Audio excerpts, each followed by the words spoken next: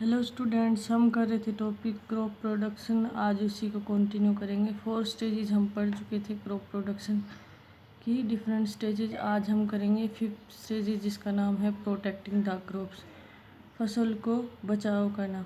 बोने के बाद, उसका खाद डालने के बाद, बीज डालने के बाद, उसकी सिंचाई करने के बाद फिर 5th स्टेप आता है कि क्रॉप को प्रोटेक्ट कैसे करना है हमें। फर्स्ट आता है ग्रेजिंग एनिमल, जैसे काऊ हो गया, गोट हो गया, उससे कैसे बचाएंगे।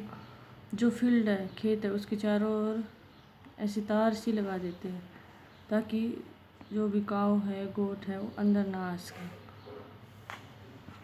उसके बाद सेकंड पॉइंट आता है इंसेक्ट, जैसे कि कैटरपिलर है, ग्रास होपर है, ये सब क्रॉप के अंदर हो जाते हैं। तो उसके लिए क्या है, हम केमिकल फर्टिलाइज़र या फिर शॉप पे इंसेक्टिसाइड्स मिलते हैं, उसको ला के घर पे उसके फिर खेत में क्या है स्प्रे करते हैं उसका, टू किल दीज इंसेक्ट को मारने के लिए।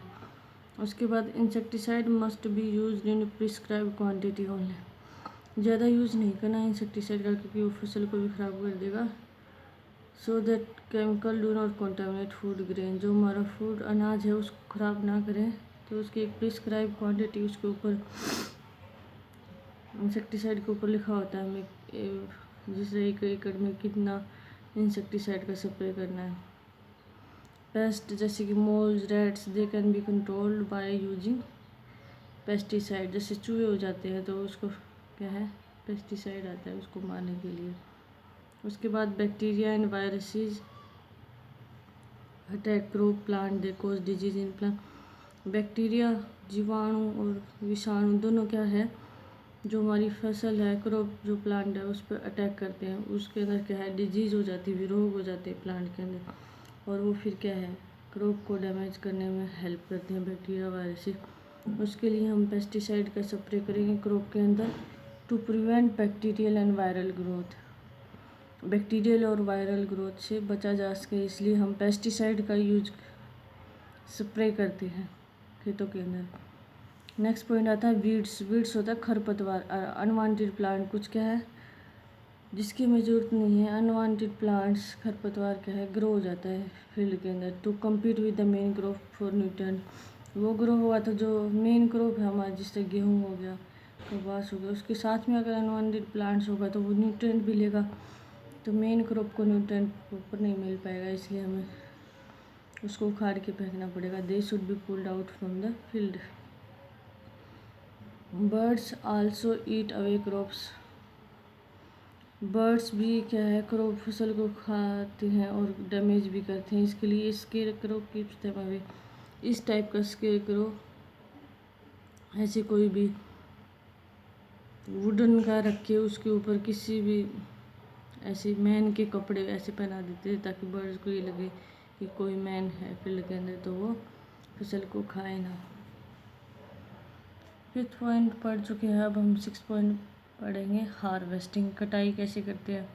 Crops are cut down as collected as they mature. जब वो मैच्योर हो जाती है फसल, उसके बाद उसको हम काटते हैं। काटते किसके हेल्प से है, या तो hand, by hand using sickle, या फिर मशीन आती है हार्वेस्टर कटाई के लिए।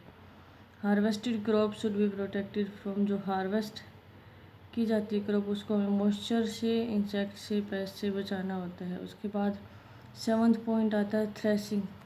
काटने के बाद उसको थ्रेसर से भी निकालते हैं या फिर बाय हैंड।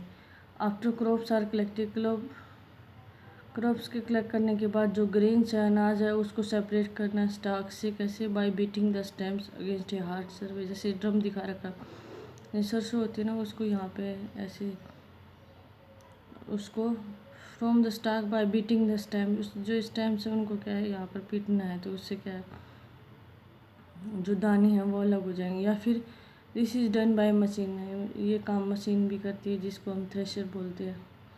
उसके बाद विनोइंग होता है, क्योंकि जो भूसा होता है वो भी उसके अंदर ऐड होता है ना, भूसा भी और दाने भी, अनाज भी। उसके लिए क्या करेंगे, the separation of grains from the chaff is done by letting grain fall against the breeze.